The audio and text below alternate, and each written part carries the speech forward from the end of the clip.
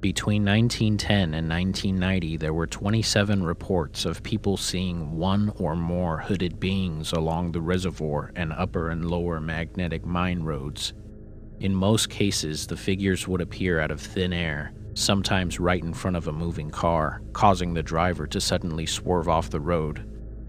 In every case, when the driver got out of the car to check if someone or something was hit, nothing was found.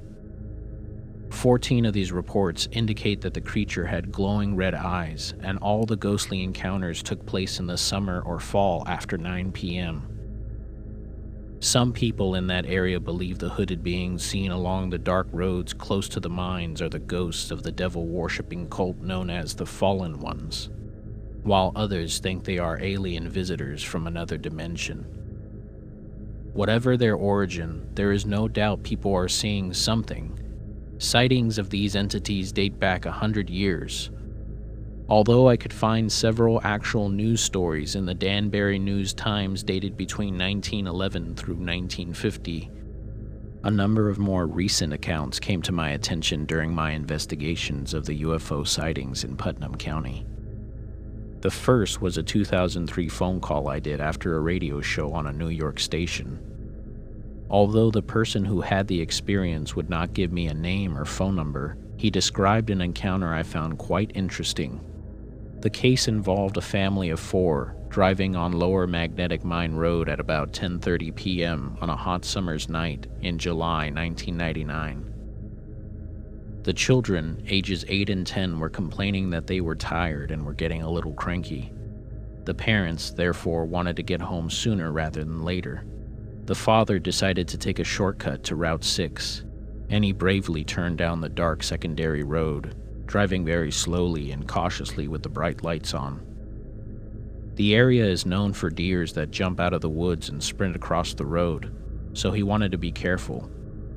About halfway through Lower Magnetic Mine Road, the kids complained that they felt sick and nauseous. Suddenly, a man dressed in a hood and a long robe seemed to appear out of nowhere from the left side of the shoulder and started waving his hands as if trying to get their attention. Their first impression was that someone was in trouble, so the driver slowed down his vehicle, and as he did, a number of other hooded men came out of the woods from both sides of the road and approached the car, all of them waving their hands wildly in the air. The father yelled for his wife and kids to lock their doors and roll up their windows. He floored the gas pedal and sped off, never looking back. The family drove to the sheriff's office to make a report with the Putnam County Police. The impression the deputy gave them was that they had heard of this type of occurrence before, but when the family asked who and what the hooded men were, the question was shrugged off. The police promised to investigate, but nothing was ever found, and for some reason, the police report was never filed. During my investigation, the local police claimed they had no such report from that time. This lack of cooperation with local authorities was not unusual. My reputation as a paranormal investigator seemed to precede me. In the early and mid-'80s, hundreds of people began UFO watching along the roads in Carmel, Brewster, and Kent Cliffs. On many clear nights, residents called police several times because the UFO watchers were blocking traffic and disturbing them. Perhaps the police didn't want the people driving up and down the dark roads looking for anything strange. A contact of mine who worked in the Putnam County Courthouse told me that paranormal and UFO reports that came to the attention of the police were filed as closed reports and were not available for viewing as public records. I can understand the want for security. After the excitement of the Hudson Valley UFO flap, local authorities were reluctant to release information concerning reports of the unexplained. The hooded beings seemed to be able to disappear and reappear, and solid objects like cars pass right through them. Knowing this, one would assume that they are not physical creatures, but more like ghosts.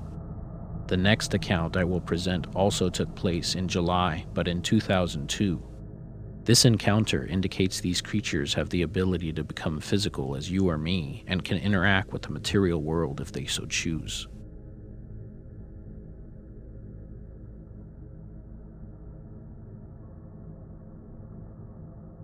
In the summer of 2002, a young woman left her friend's house at 11 p.m. from North Salem, New York, and began her drive home to Brewster. She decided to take the back roads and drive around the reservoir.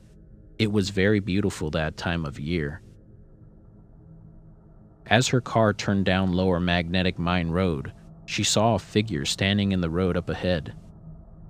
At first she thought it was a deer, but when she flashed her bright lights, she could clearly make out an outline of a person.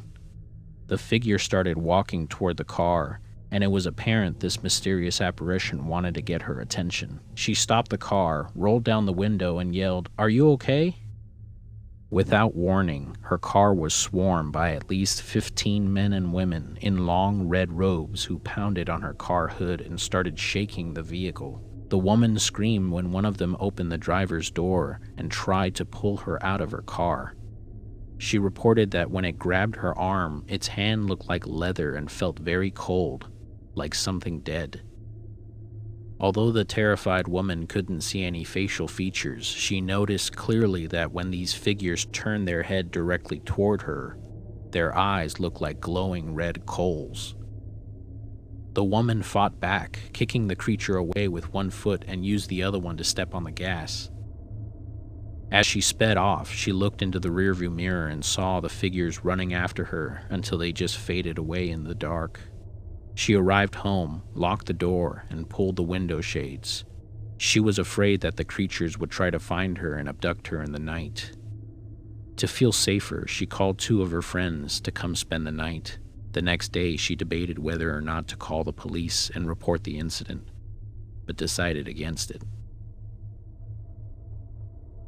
There are many incidents, like the 2 mentioned above, that took place in this dark, isolated stretch of road. One very interesting encounter was made by a Mr. Harold England, Jr., who actually witnessed the hooded beings emerge out of solid bedrock. Apparently, sightings of these hooded beings near the old mines have increased. There have been more reports in the last 2 decades than in the past 80 years.